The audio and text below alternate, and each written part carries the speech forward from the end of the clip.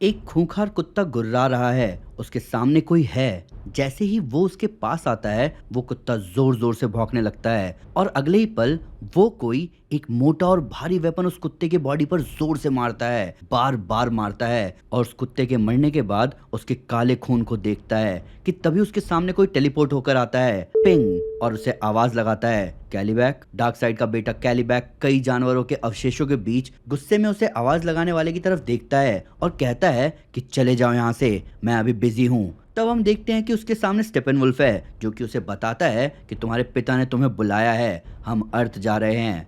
कैलीबैक पूछता है कि अर्थ, क्या पिताजी ने मुझे युद्ध के लिए बुलाया है? स्टेपनवुल्फ कहता है कि हाँ, पर इस बार तुम्हें वॉर प्लान फॉलो करना होगा। तुमने अपनों की ही बलि चढ़ाई है कई बार, सिर्फ इसीलिए कि वो तुम्हारे रास्ते में थे। कैलीबैक कहता है कि इसमें उन्हीं की गलती थी स्टेपनवुल्फ। स्टेपनवुल्फ कैलीबैक को समझाता है कि तुम्हें खुद पर काबू रखना सीखना होगा, जिसपे कैलीबैक गुस्से में जवाब देता है, मैं खुद पर काबू रख रहा हूँ, पीट पीट कर तुम्हारे सर का कचुम्बर बनाने से। स्टेपनवुल्फ उसकी बातों को इग्नोर करते हुए आगे कहता है कि तुम्हारे पिता ग्रेल और उसकी माँ को जिंदा चाहते हैं, तुम्हारी बहन की जान दाव पर है, वो तुम्हें आज्ञा दे रहे हैं डार्कसाइड के लिए। कैलीबैक मुंह फेर लेता है, पर तभी वो स्टेपनवुल्फ की तरफ मुड़कर कहता है कि कैलीबैक के लिए।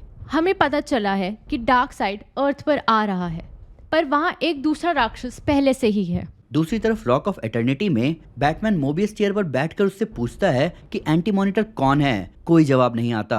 वो फिर से कहता है कि मैंने कहा कि एंटी मॉनिटर कौन है। आवाज आती है पिंग। तब बैटमैन बताता है कि ये अकेला सवाल है जिसका जवाब मेरी मोबियस चेयर को नहीं पता, जिसपे हेल कहता है कि तुम्हारी मोबियस चेयर? बैटमैन बोलता है कि ये अब से मेरी हुई जॉर्डन, ये मेरी है। मैं हूँ डायना, अमेज़न की बेटी, और बेशक मेरे पिता खुद एक देवता हैं, पर तब भी, या शायद इसीलिए, मुझे कभी देवताओं पर भरोसा नहीं हुआ। हेल बैटमैन को समझाता है कि तुम्हें चेयर पर से उतरने की जरूरत है, इससे पहले वो कोई परमानेंट डैमेज कर दे।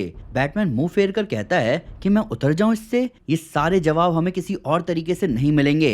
हेल अपनी रिंग को लाइट करके बैटमैन से बोलता है कि वो तुम्हारे दिमाग में अपनी लाइन बिछा रहा है, ये अच्छा नहीं है। चाहे बेशक तुम्हें कैसी भी इंफॉर्मेशन मिल रही हो, मेरी रिंग चेयर के डेटाबेस को एक्सेस कर लेगी। तभी हमें आवाज आती है पिंग और बैटमैन कहता है कि रिंग की लिमिटेड स्टोरेज मेरी चेयर के साथ कंपैटिबल नहीं है। तुम्हारी चिंता देखकर अच्छा लगा, पर तुम सब में डार्कसाइड और अपोकलिप्स को लेकर मेरा एक्सपीरियंस सबसे ज्यादा है। जिसपे साइबॉर्ग बैटमैन को समझाता है कि पर किसी एलियन टेक से जुड़े रहते हुए कोई एक्सपीरियंस नहीं है। जब मेरे पिता ने मुझे मदर बॉक्स से जोड़ा था तब मुझे अपोकलिप्स की झलक मिली थी, जिसने मुझे लगभग पागल ही कर दिया था। अगर हम में से कोई उस चेयर पर बैठने का हकदार है तो वो तुम ही हो, पर तुम्हें ये रिस्क नहीं लेना चाहिए। तभी स्टीव कहता है कि वो हमसे ऊपर उड़ता जा रहा है। बैटमैन बोलता है कि क्या सही में कर्नल ट्रेवर? डायना बैटमैन को नीचे आने को कहती है, जिस पर बैटमैन बोलता है कि मैं इसे संभाल सकता हूँ डायना, मैं संभाल सकता हूँ। डायना पलटकर कुछ नहीं बोलती। तुम शायद मेरी जान बचाने के लिए थैंक यू एक्सपेक्ट कर रहे होगे। अपोकलिप्स पर चलते हुए लेक्स सुपरमैन से ऐसा कहता है, जिसपे सुपरमैन कहता है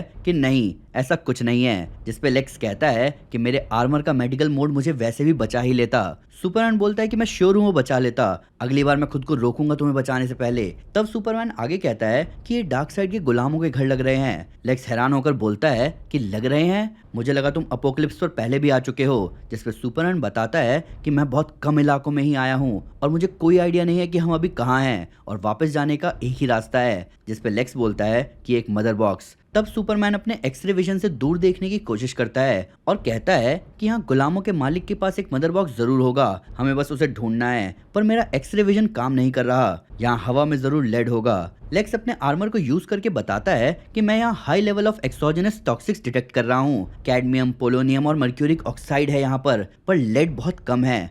तभी आवाज आती है आजादी के लिए मौत। लेक्स सुपरमैन से पूछता है कि क्या उसने कुछ सुना। सुपरमैन कहता है कि नहीं। तभी वो देखते हैं कई सारे गुलामों को उनकी तरफ भागते आते हुए। वो सभी सुपरमैन पर चढ़ जाते हैं, सुपरमैन की मौत चिल्लाते हुए। लेक्स अपने आर्मर से उन पर अटैक करके बोलता है कि पीछे हटो कीड़ो। सुपरमैन अपनी हीट विजन से आसपास घेरा बनाते हुए लेक्स से कहता है कि उन्हें नुकसान मत पहुंचाना।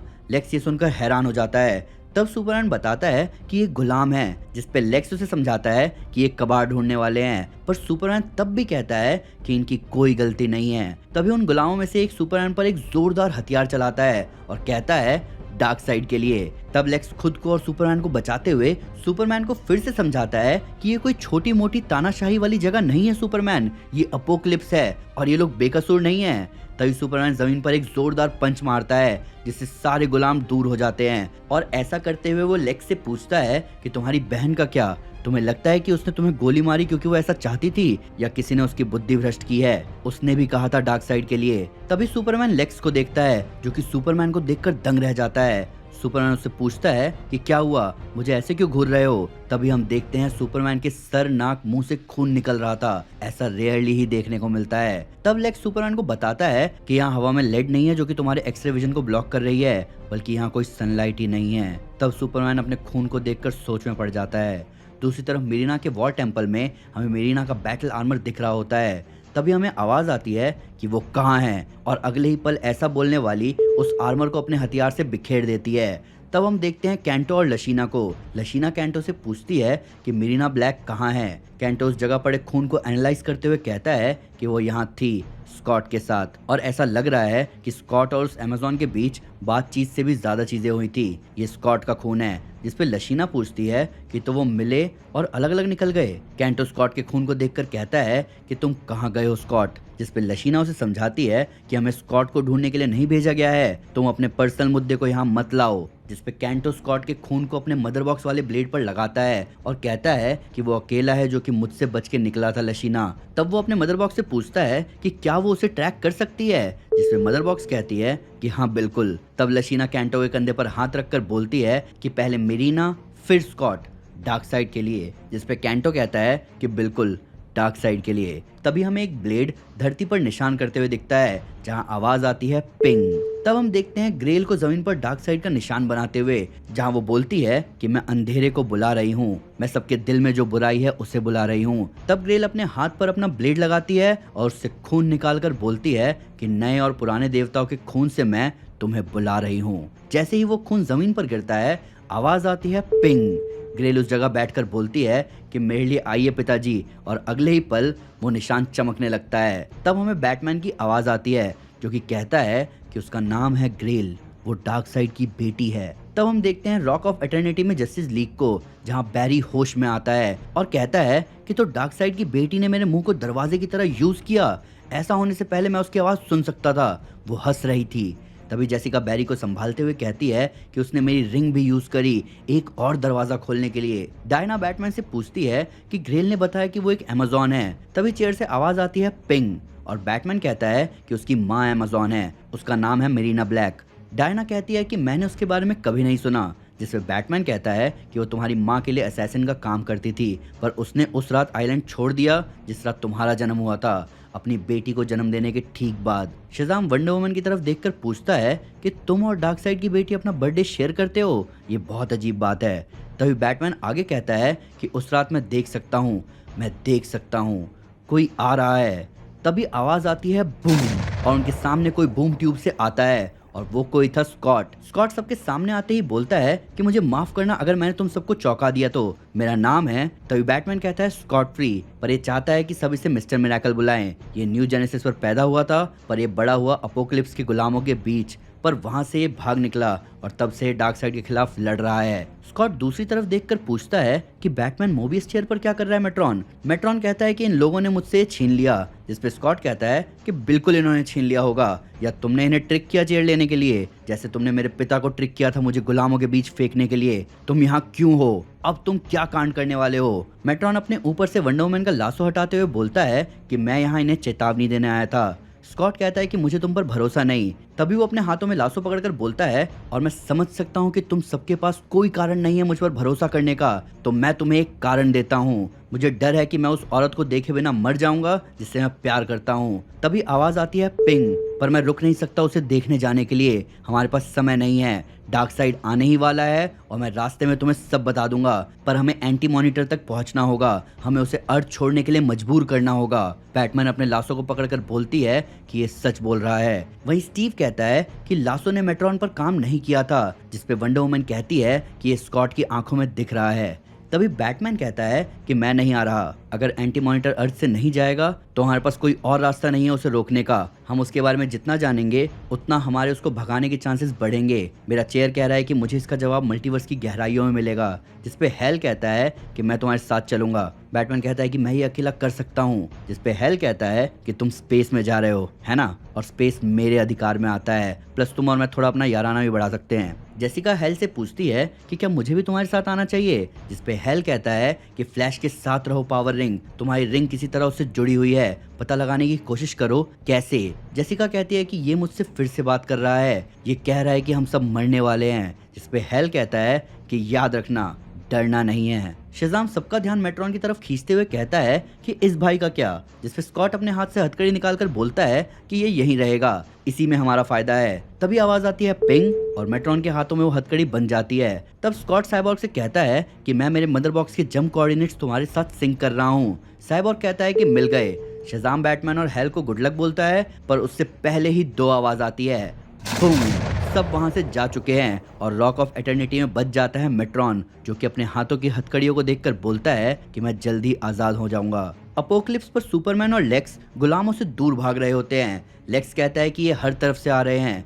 सुपरमैन कहता है कि हमें इन्हें समझाना होगा, जिस पे लेक्स पूछता है कि तब क्या होगा जब ये तुम्हारी तरफ नहीं आएंगे सुपरमैन, हम इन सब से नहीं लड़ सकते और थोड़ी देर में तुम बन जाओगे। सुपरमैन उसकी बात पूरी करते हुए कहता है कि इंसान। लेक्स कहता है कि तुम बन जाओगे पावरलेस, तुम कभी इंसान नहीं बन सकते। तब वो आगे सुपरमैन से पूछता है कि क्या तुम उड़ सकते हो। सुपरमैन कहता है नहीं। तभी लेक्स सुपरमैन की तरफ अपना हाथ बढ़ाता है और कहता है कि चलो फिर। सुपरमैन लेक्स का हाथ देखकर सोच में पड़ जाता है, जिसपे लेक्स उसे समझाता है कि तुम्हें मुझ पर भरोसा करना होगा।